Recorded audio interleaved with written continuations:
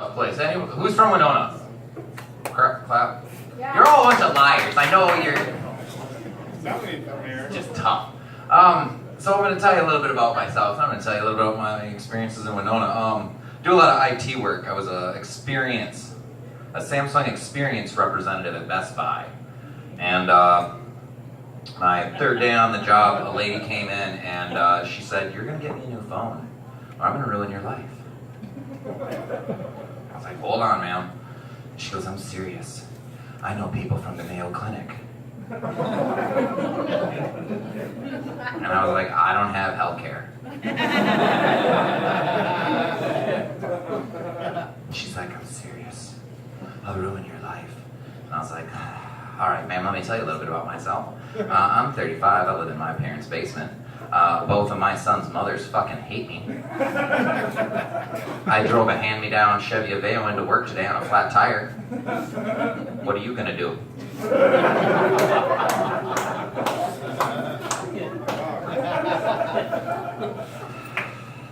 I got her new phone.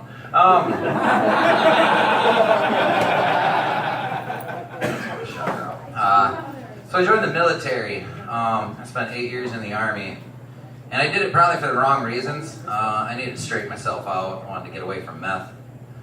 And I remember this moment when I was doing push-ups in the dirt, and a large man knelt down beside me.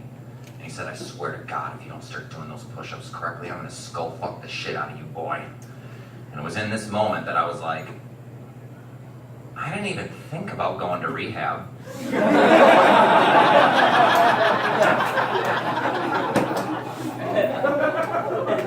Like, how is that not an option? Why did I not think about that before? You know what's really messed up too is in the military, I think I was telling a guy, I was like, "Yeah, I'm a recovering meth addict." And he's like, "Oh, that's great, here's your weapon." Get out there, soldier. So I'm going to tell you a little bit about my experience. When we went to Winona when we were kids, we just knew shit was going to pop off. It was going to get a little crazy. And my friend is in the crowd. His name is Kritter. Hey, dude. So we go to a party. I'm driving my Chevy Corsica. It's a big deal. If you don't know what a Corsica is, it's a very nice car. We've had a bit much to drink.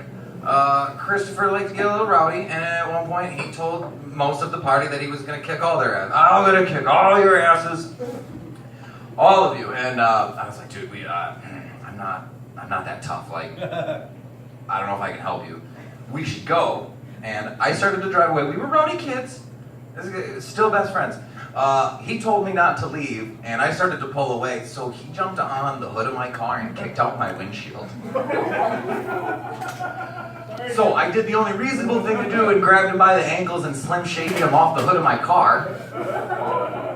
So now we're fighting. Now I got him in a headlock, right? And he can't get out of the headlock, and he's a tough guy, so I don't want him to get out of the headlock. So he does the reasonable thing and bites down on my armpit.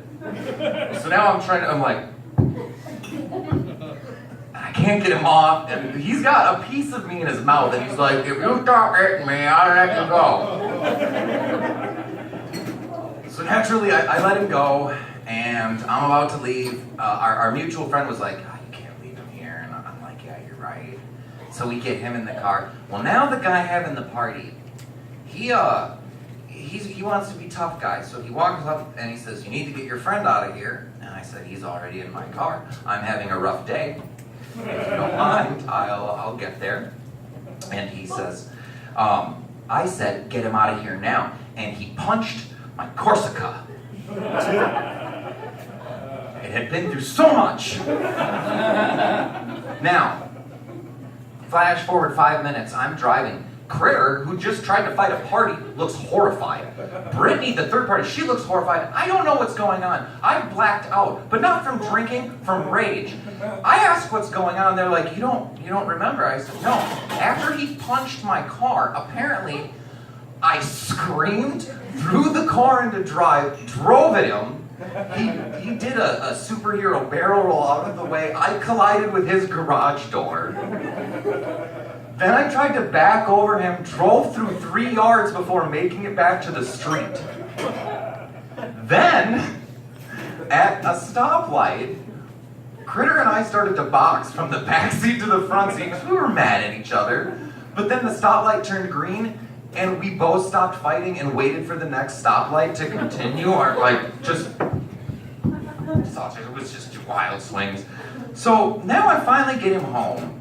And I was like, you need to go give me some money for my windshield. He said, I'm not giving you a fucking thing. And I said, I'm going to go tell your mom. And he goes, hang on. Give me a minute. So in the end there, he gave me $250 and we're still best friends. Love you, bro. I love you, buddy. Thank you so much for coming on. Thank you so much, Winona.